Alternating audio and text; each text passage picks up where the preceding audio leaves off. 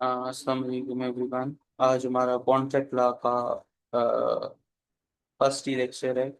और contract law में section 75 से सेक्शन 125 तक जो कॉन्ट्रैक्ट लॉ था 1878 वाला, उसको अलग करके उन्होंने एक सेपरेट एक्ट बनाया जिसको कहते हैं सेल ऑफ गुड्स एक्ट 1930। आज हम सेल ऑफ गुड्स एक्ट को स्टडी करेंगे।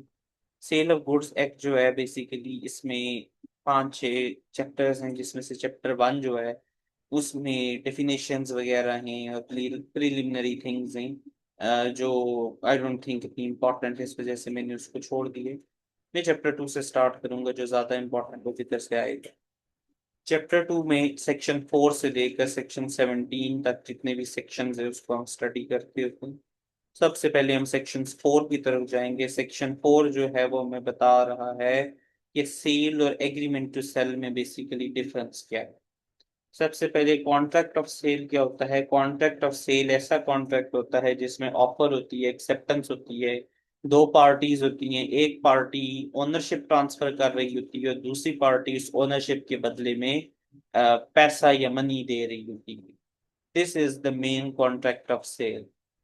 Now, if we move toward the contract of sale types, then we will come to know that contract of sale is of two types. One is absolute and other one is conditional. Absolute one is the one in which there is an immediate transfer of ownership. When there is an immediate transfer of ownership, then it is considered as a sale, original sale. While if there is a conditional transfer of ownership or future transfer of ownership, then this type of contract of sale is known as agreement to sell. Contract of sale की दो types हैं, एक absolute, दूसरा conditional है। अगर ownership immediately transfer हो रही है तो ये एब्सोल्यूट है, और एब्सोल्यूट कॉन्ट्रैक्ट ऑफ सेल को हम सिंपल सेल कहते हैं। और कंडीशनल कॉन्ट्रैक्ट ऑफ सेल में जो ओनरशिप होती है ये फ्यूचर में ट्रांसफर होती है या किसी कंडीशन की वजह से ट्रांसफर होती है। कंडीशनल कॉन्ट्रैक्ट ऑफ सेल को हम कहते हैं एग्रीमेंट टू सेल। यहाँ पे आगे लिखा भी हुआ है sale versus agreement to sell. If ownership is transferred immediately it is sale. If ownership is transferred due to some condition then it is agreement to cell.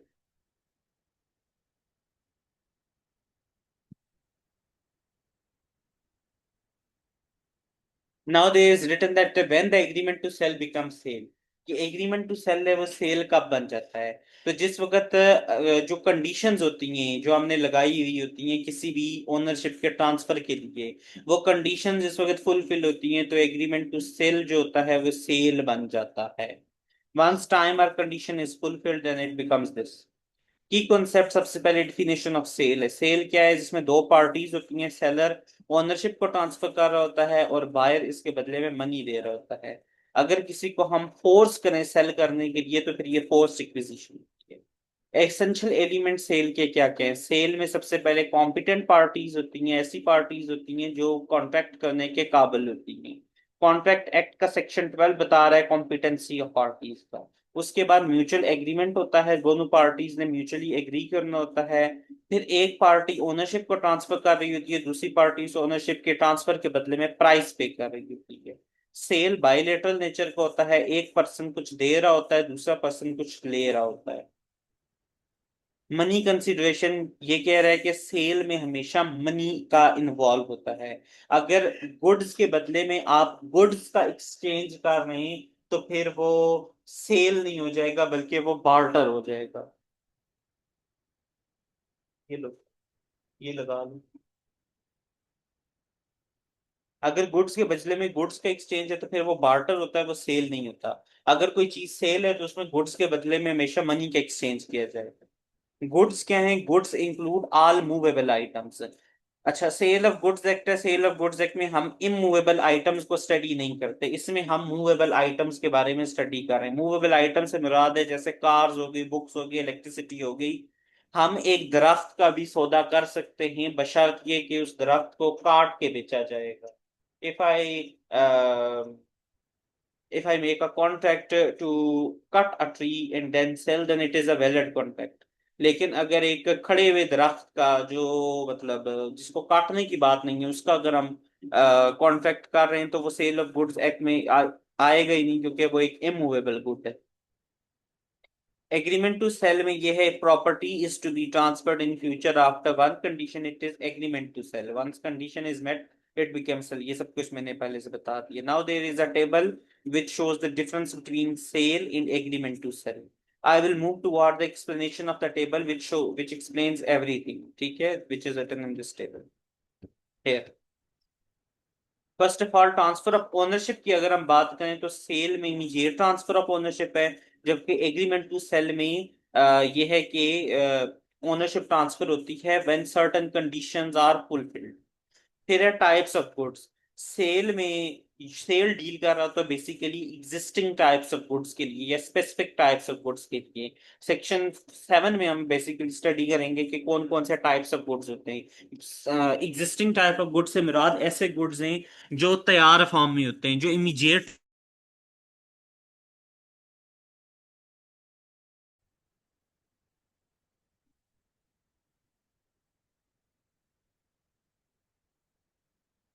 So we were discussing this table. इस table के according जो सबसे पहले ये है कि transfer of ownership की बात हो रही थी। सेल जो होता है उसमें इन ओनरशिप इमीडिएट ट्रांसफर हो जाती है, जबकि एग्रीमेंट टू सेल में ओनरशिप जो होती है फ्यूचर में ट्रांसफर होती है, या कोई कंडीशन होती है उसको फुलफिल करते हैं जब हम, तब उसको ट्रांसफर किया जाता है। ठीक है। टाइप्स ऑफ गुड्स की बात करें तो सेल में वो वाले गुड्स होते हैं जो एग्जिस्टेंट या स्पेसिफिक गुड्स होते हैं। ये ऐसे गुड्स होते हैं जो हमारे पास तैयार फॉर्म में प्रेजेंट होते हैं और हमने उसको जस्ट उसकी ओनरशिप ट्रांसफर करनी होती है। फॉर एग्जांपल, अगर कोई बंदा अपनी कार बेचना चाह रहा है तो वो कार है, उसको इमीडिएट उसकी ओनरशिप ट्रांसफर की जाएगी। एग्रीमेंट टू सेल में ऐसे गुड्स होते हैं जो फ्यूचर गुड्स होते हैं, वो अभी प्रेजेंट नहीं होते। फॉर एग्जांपल, अगर एक बंदा किसी कार का नया मॉडल खरीदना चाह रहा है, जो कार अभी मार्केट में लॉन्च नहीं हुई है, उसने प्री बुकिंग करवाई हुई है, तो ये फ्यूचर गुड्स की कैटेगरी में आ जाएगा और ये एग्रीमेंट टू सेल में होगा। फिर नेक्स्ट है हमारे पास राइट टू बायर है। If seller refuses, for instance ये है कि एग्रीमेंट टू सेल है, सॉरी सेल है, मेन सेल है, उसमें ओनरशिप इमीडिएटली ट्रांसफर हो गई है फ्रॉम सेलर टू बायर। लेकिन उसके बाद ये हो गया कि जो सेलर है वो अब इनकार कर रहा है ओनरशिप को ट्रांसफर करने के या गुड हैंड ओवर करने के। इस केस में ये होता है कि जो बायर होता है वो जो एक्चुअल गुड्स हैं जिसके देने से वो इनकार कर रहा है ना सेलर, वो एक्चुअल गुड्स की डिमांड करते हैं। फॉर एग्जांपल ये है कि एक गाड़ी थी जो मैंने एक बंदे को कहा कि मैं तुम्हें अपनी गाड़ी 50 लाख रुपए में बेचना चाहता हूँ, उस बंदे ने एग्री कर दिया, इमीडिएट ओनरशिप ट्रांसफर हो गई, हमारा कॉन्ट्रैक्ट हो गया, और उसके बाद मैं जो गाड़ी का ओनरशिप ओनर था पुराना, मैं अब उस गाड़ी को उसे देने से इनकार कर देता हूँ, क्योंकि यहाँ पे गाड़ी की ओनरशिप इमीडिएट ट्रांसफर में नहीं दे रहा। तो वो पर्सन जिसको मैंने ये गाड़ी बेची थी वो मुझसे डायरेक्टली उस गाड़ी की डिमांड करेगा।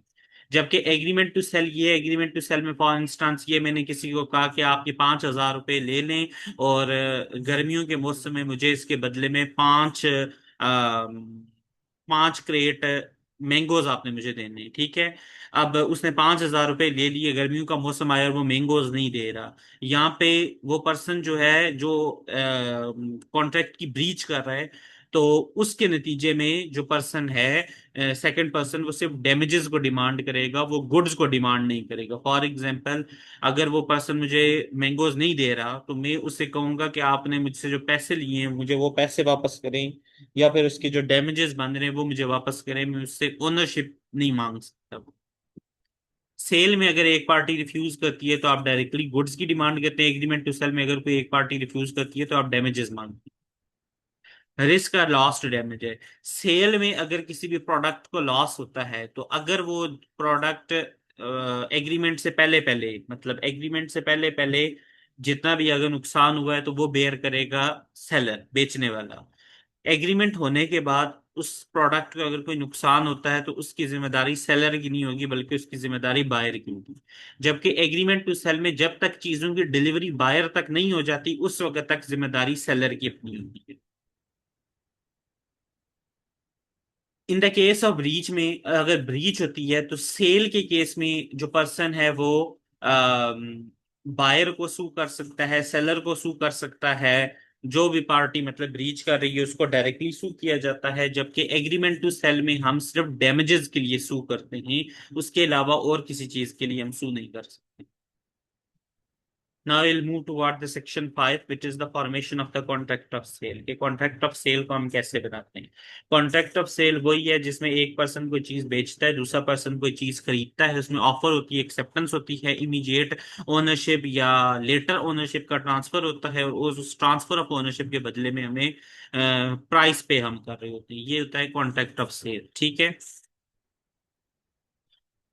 ये जो कॉन्ट्रैक्ट ऑफ सेल है ये किस किस फॉर्म में बनाया जा सकता है। ये राइटिंग की फॉर्म में भी होता है, ये word by word of mouth है, यानी हम कॉन्ट्रैक्ट ऑफ सेल लिख कर सकते हैं, हम बोल कर सकते हैं, कुछ लिख कर कुछ बोल कर सकते हैं, और कॉन्डक्ट की बेस पर भी कर सकते हैं। Partially in writing partially spoken से मुराद ये, फॉर एग्जांपल आप किसी को ऑफर लिख रिटन फॉर्म में दें, और वो बंदा उसकी एक्सेप्टेंस खुद आकर दे, जुबानी दे, और कॉन्ट्रैक्ट को पूरा करे, तो वो वाला partially in writing partially in spoken हो जाएगा। और थ्रू कंडक्ट से मुराद ये है कि फॉर एग्जांपल एक स्टोर है जिसमें लिखा हुआ है कि 500 रुपीज पर बुक है। एक पर्सन आया, उसने शेल्फ से दो बुक्स उठाई और काउंटर पे उस पर्सन को 1000 रुपए दिए और बुक्स लेके चला गया, और दूसरे पर्सन ने कुछ बोला नहीं है, उसको पता है 1000 रुपए की दो बुक्स हैं, तो ये कंडक्ट की बेस के ऊपर कॉन्ट्रैक्ट हो जाता है। क्या डिलीवरी हैपन इमीडिएटली, क्या डिलीवरी इमीडिएटली करना नेसेसरी है या नहीं है। सो इमीडिएटली डिलीवरी डिलीवरी जो है गुड्स की, वो इमीडिएट भी हो सकती है, वो लेट भी हो सकती है। अगर इमीडिएट होगी तो वो सेल होगा, अगर वो लेट होगी तो एग्रीमेंट टू सेल होगा। ठीक है। सो डिलीवरी के बारे में हमारे पास बहुत से ऑप्शन है। सबसे पहले है इमीडिएट डिलीवरी हो जाए गुड्स की, दूसरा है कि आप इमीडिएट पेमेंट कर दें और गुड्स की डिलीवरी आपको लेटर हो जाए। फॉर एग्जांपल मैं 5 लाख रुपए दे दूं और 5 लाख रुपए की गाड़ी मुझे अगले महीने आए, ये इस तरह से भी कॉन्ट्रैक्ट ऑफ सेल हो सकता है। तीसरी कंडीशन ये है कि दोनों पेमेंट और डिलीवरी दोनों ही एट वंस हो जाए। फॉर एग्जांपल मैंने अभी 5 लाख रुपए दिए, उसी के बदले मुझे लैपटॉप मिल गया। चौथी ये है जिसमें इंस्टॉलमेंट्स की फॉर्म में होती है, एक एक लाख रुपए करके मैं पैसे दूंगा और एक एक लाख रुपए का सामान मेरे घर पहुंचेगा, ये इंस्टॉलमेंट्स की फॉर्म में होता है। और पांचवा ये है जिसमें डिलीवरी और पेमेंट पोस्टपोन हो जाते हैं किसी फ्यूचर डेट के लिए। ठीक है। तो अगर हम समरी टेबल की तरफ जाएं तो कॉन्ट्रैक्ट ऑफ सेल क्या है, सबसे पहले इसने ये बताया है। हाउ टू मेक है, राइटिंग की फॉर्म में हो सकता है, स्पीकिंग की फॉर्म में हो सकता है, दोनों फॉर्म में हो सकता है, ये एक्शन की फॉर्म में हो सकता है। ये वैलिड कब होता है contract of sale, contract of sale उस वक्त वैलिड होता है जब दोनों पार्टीज सेम गुड और सेम प्राइस के ऊपर वेरी एग्री करें। ये वाला पॉइंट वैसे मैंने इधर से मिस कर दिया था, कहाँ गया। अच्छा, if someone offers to sell something without mentioning the price, it is not a valid contract. ये बात ये कह रहा है कि अगर लेट सपोज मैं तो कह रहा हूँ किसी को कि यार तुम मुझसे ये लैपटॉप मुझसे खरीद लो, ठीक है, और अगला बंदा कह रहा है ठीक है मैं तुमसे ये लैपटॉप खरीदता हूँ, लेकिन उसमें प्राइस का जिक्र ही नहीं है। जब तक किसी भी चीज में कंसिडरेशन या प्राइस नहीं होगी, उस केस में वो वाला जो कॉन्ट्रैक्ट है वो वैलिड नहीं होगा। ठीक है। For example I sell my mobile and other say okay but no price is agreed, this is not valid. ये वाला पॉइंट है। सेल्फ सेल से मुराद ये है कि खुद को कोई चीज बेचना वो पॉसिबल नहीं होता है। ठीक है। और बाकी ये कह रहा है कि अगर प्राइस पे हो गई है और डिलीवरी अभी नहीं की है तो ये स्टिल एक वैलिड सेल होती है। Now we will move toward section 6 which is the subject matter of a contract। ठीक है। In any contract of sale the subject matter means goods that are being sold are agreed to be sold. किसी भी contract of cell का जो subject matter होता है वो ये गुड्स होते हैं जिनको बेचना जाना होता है, या उनको एग्री करते हैं कि हम इनको खरीदेंगे बेचेंगे वट। ठीक है। ये जो गुड्स होते हैं इनके मुख्तलिफ टाइप्स हैं। ठीक है। अब हम सबसे पहले पढ़ेंगे कि इन गुड्स की क्या क्या टाइप्स हैं। सबसे पहले है existing goods. These are the goods that seller already owns और has at the time of making the contracts. Existing goods वो होते हैं जो सेलर के पास ऑलरेडी प्रेजेंट होते हैं at the time of making the contract. ठीक है। For example I tell someone that I want to sell 10 plastic shares to you, and these 10 plastic shares are already present in my garage। Now these are something which is known as the existing goods. ठीक है, ये जो 10 chairs हैं ये मेरे घर में मौजूद हैं, तो ये एग्जिस्टिंग गुड्स की फॉर्म में आएगी। एग्जिस्टिंग गुड्स वो वाले होते हैं जिनमें हम ओनरशिप को इमीडिएट ट्रांसफर कर सकते हैं। In existing goods there is an immediate transfer of ownership also. Future goods are those which do not exist yet.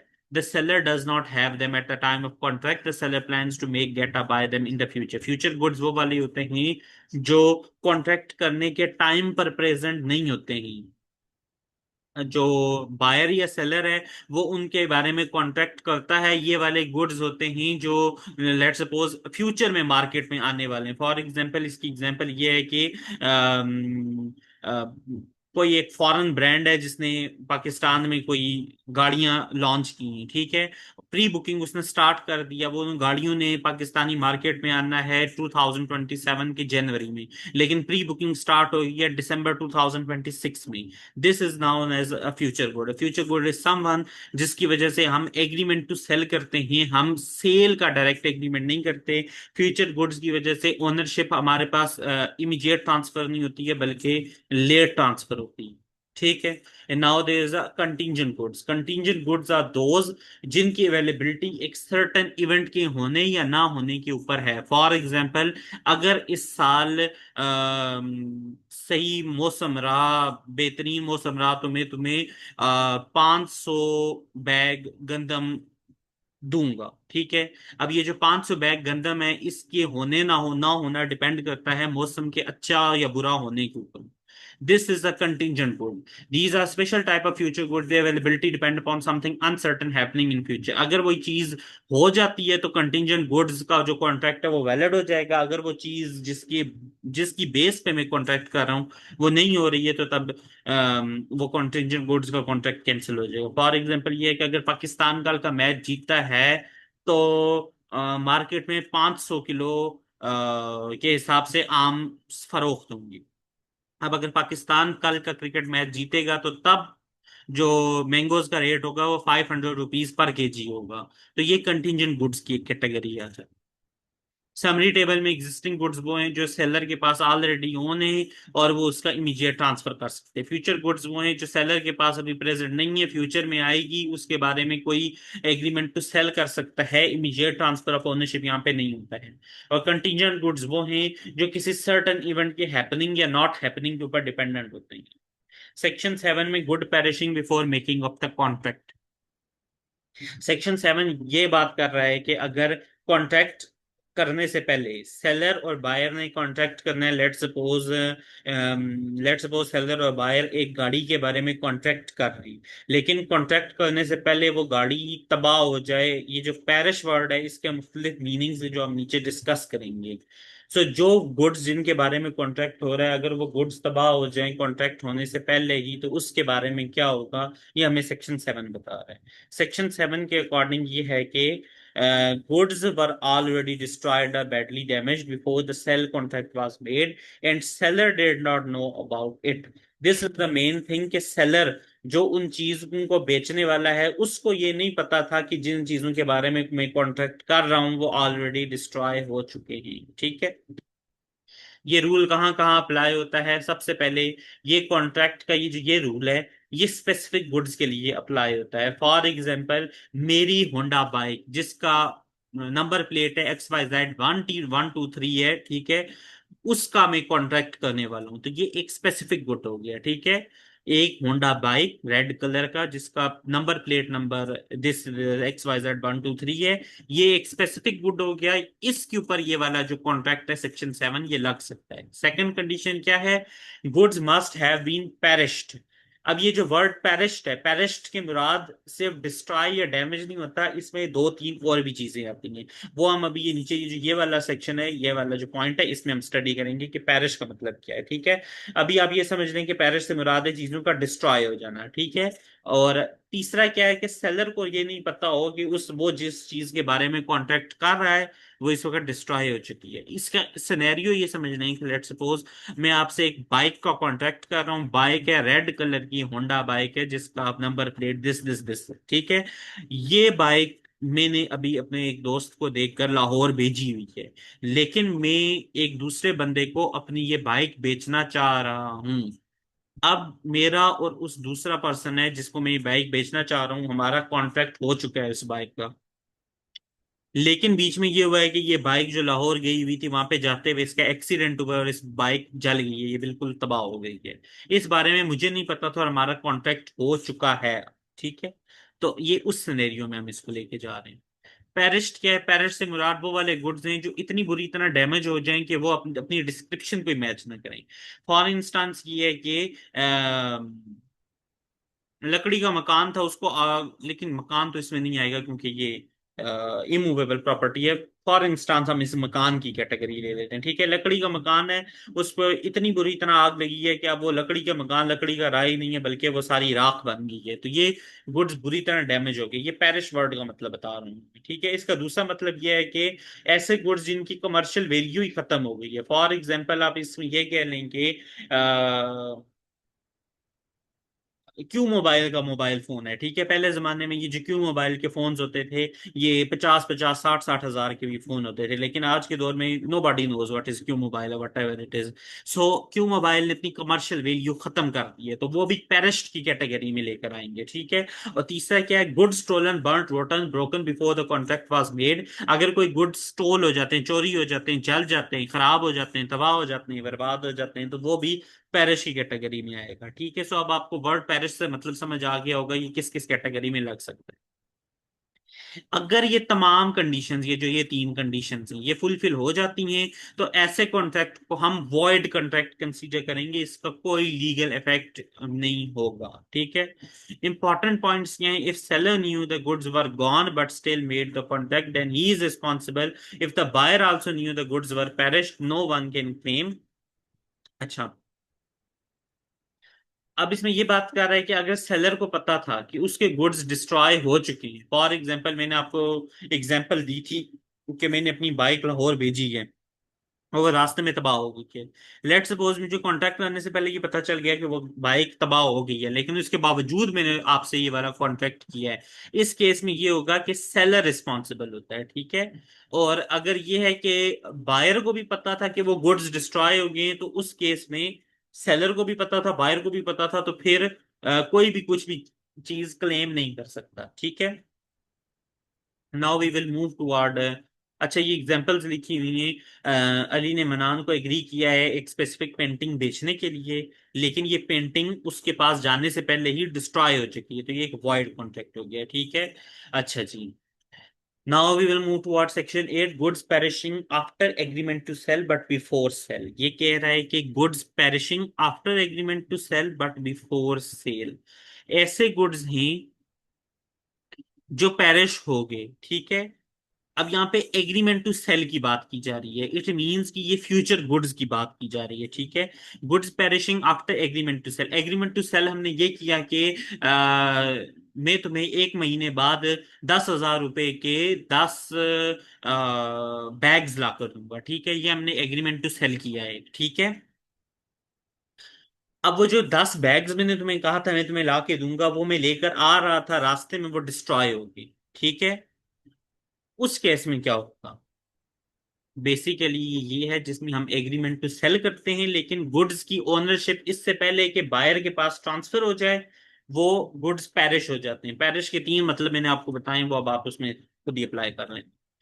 What does this section talks about? This the buyer and sell the buyer and the seller have made agreement to sell to specific goods. After the agreement, the goods perish before the ownership and risk passes the buyer. If it happens without any fault from buyer or seller, then the agreement end automatically. No one is responsible. ठीक है, buyer और seller हैं, उन्होंने agreement to cell किया है। Agreement to cell से मुराद है कि ओनरशिप इमीडिएट ट्रांसफर नहीं है, बल्कि फ्यूचर में ट्रांसफर होगी। अब before the ownership is transferred, the goods जिसके बारे में हमने ये कॉन्ट्रैक्ट किया है वो पेरिश हो गया, डिस्ट्रॉय हो गया है। इसमें ना बायर की अगर गलती है ना सेलर की गलती है, तो फिर ये जो कॉन्ट्रैक्ट है वो वॉइड कंसिडर किया जाएगा। एसेंशियल एग्रीमेंट्स में क्या है?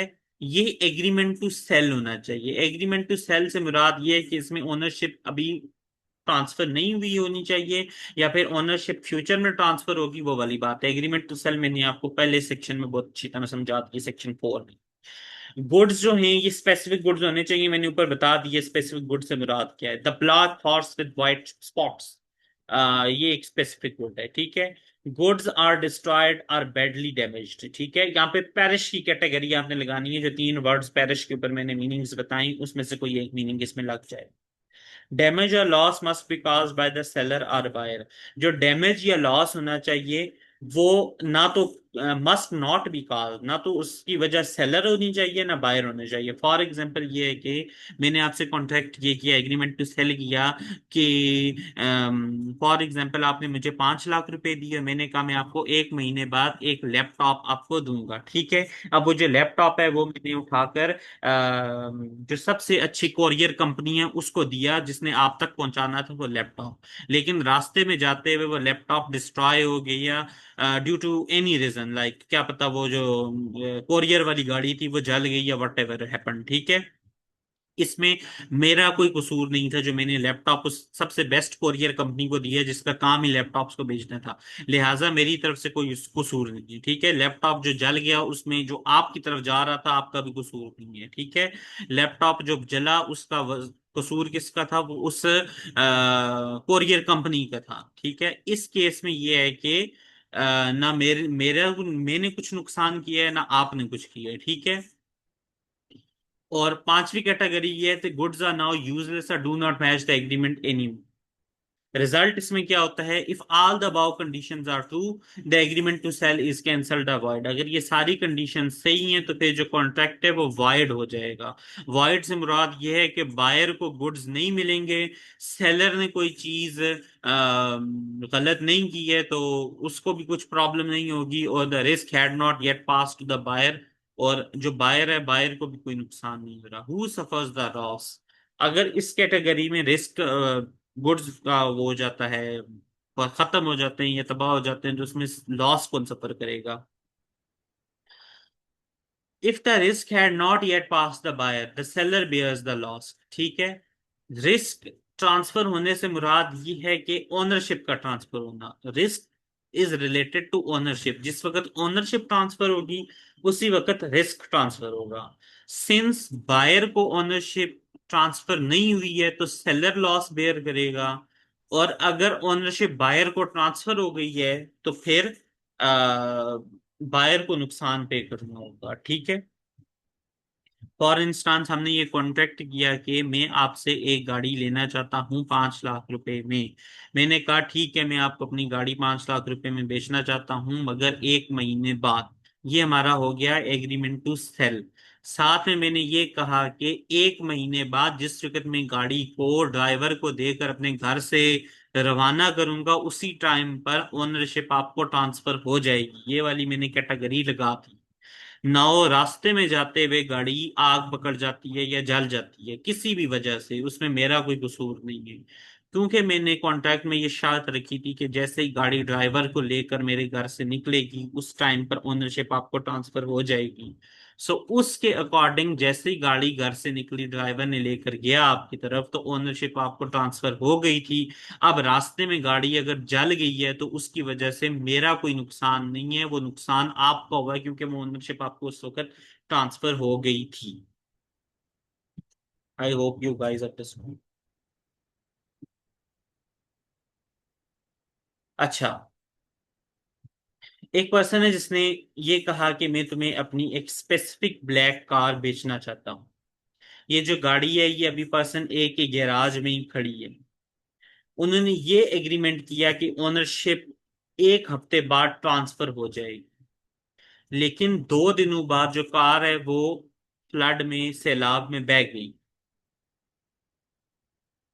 इस केस में कोई भी बेसिकली रॉन्ग में नहीं था। No one is at fault, risk had not passed, the agreement is cancelled automatically, no sale happens, ठीक है। अब इसमें ये है कि जो गाड़ी है वो अभी सेलर के गैराज में खड़ी थी और जो गाड़ी है उसमें ये कहा था कि मैं 1 हफ्ते बाद तुम्हें गाड़ी ट्रांसफर कर दूंगा, लेकिन सैलाब आया और गाड़ी बह गई उसमें। सिंस रिस्क का ट्रांसफर अभी नहीं हुआ था बायर की तरफ, इस वजह से जितना भी नुकसान है वो सेलर ही बर्दाश्त करेगा, और सेलर ने जो गाड़ी के 10-15 लाख रुपए लिए वो बायर को वापस करने पड़ेंगे उससे, क्योंकि जो कॉन्ट्रैक्ट है वो वॉइड हो गया। जिस पर कोई चीज वॉइड हो जाती है उस टाइम के ऊपर दोनों पार्टीज अपनी एक्चुअल सिचुएशन में वापस आ जाती हैं। Section 9, deciding the price in the sale of the goods. ठीक है, सेल ऑफ गुड्स में प्राइस कैसे डिसाइड की जाती है। This section explain how the price of goods is decided when making a contract of sale. ये section हमें बता रहा है कि जिस वक्त हम कॉन्ट्रैक्ट ऑफ सेल करेंगे तो हम प्राइस को कैसे डिसाइड करेंगे। ये कह रहा है कि फिक्स्ड प्राइस या तो हम कॉन्ट्रैक्ट में डायरेक्टली फिक्स कर लेते हैं, या फिर हम कहते हैं कि it will be decided later by a method agreed upon, या फिर based upon how parties have dealt with each other in past. Price fix करने के तीन तरीके हैं, या तो इमीडिएटली फिक्स कर दो, या फिर आप ये कहो कि हम किसी थर्ड पार्टी से डिसाइड करा लेंगे, या फिर आप ये को थर्ड पार्टी से या किसी और तरीके से या किसी एग्रीड अपॉन मेथड से करेंगे। और अगर कोई तरीका नहीं है तो फिर उसकी जो प्राइस होती है वो हम देखेंगे मार्केट प्राइस से, या फिर रीजनेबल प्राइस जो होती है उससे, या फिर हमारी जो पास्ट डीलिंग्स हैं जो हमारी। फॉर एग्जांपल, अगर मैंने तुमसे 4 सालों से 10,000 रुपए देकर 5 किलो आटा ले रहा हूँ, तो इस टाइम के ऊपर भी अगर हमने कोई प्राइस डिसाइड नहीं किया तो 10,000 रुपए के बदले में 5 किलो आटा ही आप मुझे देंगे। ये एक पास्ट जो हमारा कोर्स ऑफ ट्रांसमिशन है या कोर्स ऑफ हमारा जो डीलिंग है ये उसकी बेस पर किया जाए। अगर इन तीनों मेथड्स की बेस के ऊपर भी कोई प्राइस हमारे डिटरमाइन नहीं की है तो फिर हम रीजनेबल प्राइस की तरफ चलेंगे। रीजनेबल प्राइस से मुराद ऐसी प्राइस है उसमें हम मार्केट कंडीशंस को देखेंगे, और मार्केट में किसी चीज का जो प्राइस चल रहा है उसके अकॉर्डिंग हम पेमेंट करते होते हैं। ठीक है, ये सेक्शन हमें बता रहा है कि प्राइस को फिक्स करना नेसेसरी नहीं है कॉन्ट्रैक्ट ऑफ सेल में, बस एक प्राइस होनी चाहिए। पार्टीज इस डिसीजन को लेटर के लिए भी छोड़ सकते हैं कि फॉर एग्जांपल ये कि मैं तुम्हें ये लैपटॉप अपना बेचना चाहता हूँ, और इसकी प्राइस जो है ये हम बाद में डिसाइड कर लेंगे। कैसे डिसाइड करेंगे, फॉर इंस्टांस किसी कंप्यूटर वाले के पास चले जाएंगे और उससे हम पूछ लेंगे इस लैपटॉप की जितनी प्राइस होगी उतनी प्राइस कर देंगे। ये हमने एक एग्रीड अपॉन मेथड हमने किया, ये कॉन्ट्रैक्ट ऑफ सेल वैलिड है। ठीक है, प्राइस जो हो वो मनी की फॉर्म में हो, करेंसी की फॉर्म में हो। ठीक है, goods are sold based upon weight size और number, the price was not calculated yet but goods are lost and the court में फिक्स्ड। ये कह रहा है कि अगर कोई गुड्स हैं जिनको हमने वेट साइज या नंबर की बेस के पर, फॉर एग्जांपल 40 किलो आटा है, उसको हम बेचना चाह रहे हैं। ठीक है, अब ये जो वेट था इस आटे का ये हमें नहीं पता है कि क्या वेट था, क्या नंबर था, क्या कुछ था, और वो जो आटा था वो लेट सपोज डिस्ट्रॉय हो गया या चोरी हो गया। इस केस में उसकी जो प्राइस होगी वो कोर्ट डिसाइड करेगा, और वो एक एस्टिमेटेड प्राइस होगी।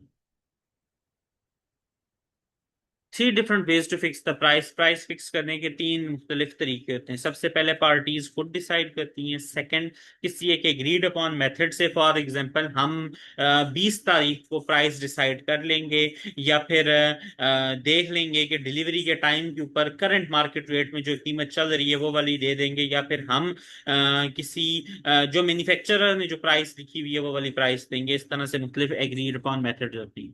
तीसरा है बाय पास डीलिंग्स। पास डीलिंग से मुराद ये है कि अगर पास्ट में मैं 50 किलो आम के 5,000 दे रहा हूँ तो इस टाइम के ऊपर भी 50 किलो की मैं 5,000 ही। थर्ड पार्टी से मुराद ये है कि हम कहेंगे हम किसी थर्ड पार्टी से डिसाइड करवाएंगे अपनी प्राइस। और पांचवा ये है अगर इन तमाम तरीकों से कोई भी तरीका नहीं चल रहा तो फिर हम एक रीजनेबल प्राइस देंगे। रीजनेबल प्राइस क्या है? रीजनेबल प्राइस डिपेंड करती है मार्केट प्राइस के ऊपर। और फॉर एग्जांपल ये है कि अगर एक बंदे ने आपको जुलाई के मौसम में 5 किलो आम बेचे, और वो कह रहा है कि जो अब मार्केट जो आपको दिल करता है आप मुझे दे दें, लाइक ये तो लाइक जो भी इसकी रीजनेबल प्राइस बनती है वो दे दें। इस केस में आप मार्केट से जाके पता करेंगे कि ये जो 5 किलो आम है, जिस नस्ल का भी आम है, उसकी प्राइस क्या चल रही है मार्केट में, और उसके अकॉर्डिंग आप उसको पेमेंट करेंगे। This is a reasonable price. Market price वो वाली प्राइस होती है जो डिलीवरी ऑफ गुड्स के टाइम के ऊपर चल रही होती है। इंस्टा फॉर एग्जांपल ये हुआ है कि सेलर ने कोई चीज, फॉर एग्जांपल एक मोबाइल मैंने एक बंदे को बेचा 50,000 रुपए का। 2 दिनों बाद मुझे पता चला है कि ये मोबाइल अब 70,000 रुपए का हो चुका है। अब मैं उसको ये बोलूं कि मुझे अब तुम 70,000 रुपए दो, 50,000 रुपए नहीं, ऐसा नहीं होता। एक बार जब प्राइस फिक्स हो जाती है, उसके बाद आपको उसी प्राइस के मुताबिक सारी डीलिंग करनी होती है, ठीक है। सेलर बाद में एक्स्ट्रा प्राइस चार्ज नहीं कर सकता।